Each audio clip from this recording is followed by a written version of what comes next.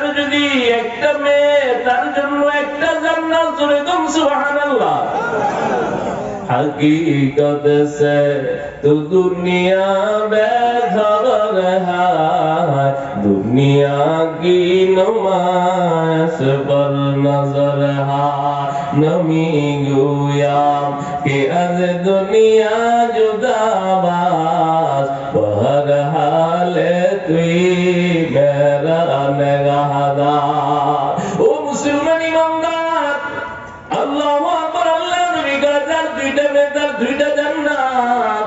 কেউ যদি দুইটা মেয়ে হওয়ার পরে যদি তাকে দিন শিখাইয়া দিনদার নেককার স্বামীর হাতে উঠায় দিতে পারে, আল্লাহ রাসূল বলে ওই বাবার জন্য জান্নাত ওয়াজিব হয়ে যাবে। জোরে বলুন সুবহানাল্লাহ।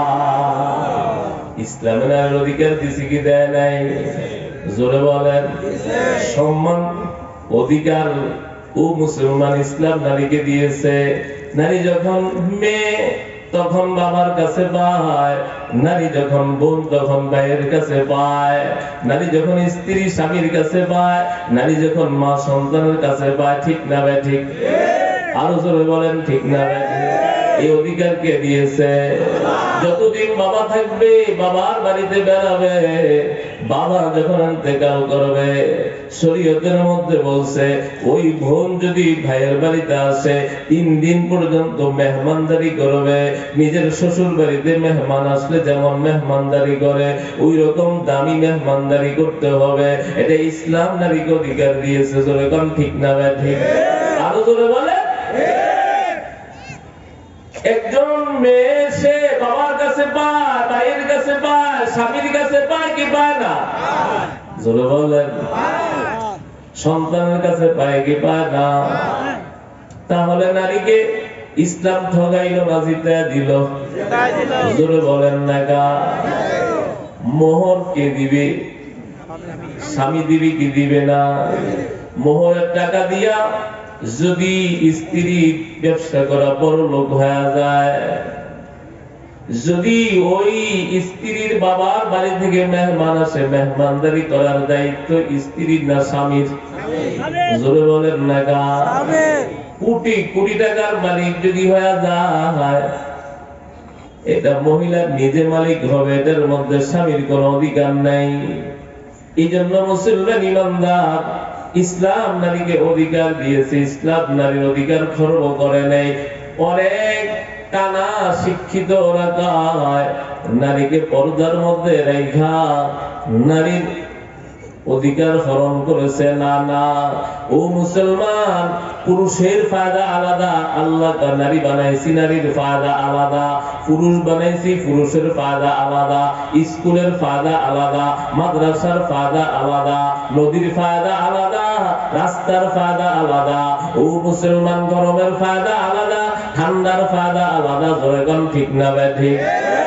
স্কুল দিয়ে মাদ্রাসার কাজ হবে না, মাদ্রাসা দিয়ে স্কুলের কাজ হবে না, নারী দিয়ে পুরুষের কাজ হবে না, পুরুষ দিয়ে নারীর কাজ হবে না। আল্লাহ তো নারী বানাইছি সন্তান জন্ম দিবে, নারী বানাইছি স্বামীর খেদমত করবে, নারী বানাইছি স্বামীর সংসার গুছিয়ে রাখবে। এটা ইসলাম নারীকে এই কথাই বলে। আল্লাহ নারীকে আমি যে কাজের জন্য বানাইছি ওই কাজের জন্য যদি নারীকে ব্যবহার করো, তাহলে দুনিয়া সুন্দর থাকবে, সমাজ সুন্দর থাকবে। আর যদি নারীকে যদি পুরুষের কাজে লাগাও, পুরুষকে যদি নারীর কাজে লাগাও, ও মুসলমান ইমানদার, শান্তি না অশান্তি? আরো জোরে বলে। পর্যন্ত ভাবছিও শান্তি আর শান্তি, জীবনে কোনদিন এই শান্তি আর দূর হবে না। নারী তো নারী, নারীর আকল নিষ্প, পুরুষের অর্ধেক আকল হলো আল্লাহ তাআলা নারীকে দিয়েছে। একটা কথার বেশ কমে নিজেও তো দেশ ত্যাগ করলো, পুরা নেতা কর্মী জেলখানা ঢুকলো। ঠিক না ভাই? ঠিক। জোরে কান ঠিক না ভাই?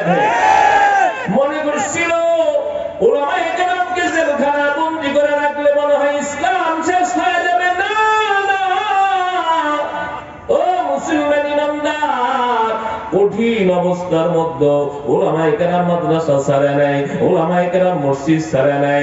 যখন করোনা ও মুসলমান স্কুল বন্ধ হয়ে গেছে, কলেজ বন্ধ হয়ে গেছে, ভার্সিটি বন্ধ হয়ে গেছে, বাজার বন্ধ হয়ে গেছে, হাটঘাট বন্ধ হয়ে গেছে, এমনকি মুসলমান ইমানদার এমন ভাবে বন্ধ করছে এক গ্রামের মানুষ আরেক গ্রামে যেতে পারে না, ঢাকার মানুষ গ্রামে আসতে পারে না, গ্রামের মানুষ ঢাকা যেতে পারে না। তারপর মুসলমান এই ওলামায়ে কেরাম মসজিদ ছাড়ে নাই, মাদ্রাসা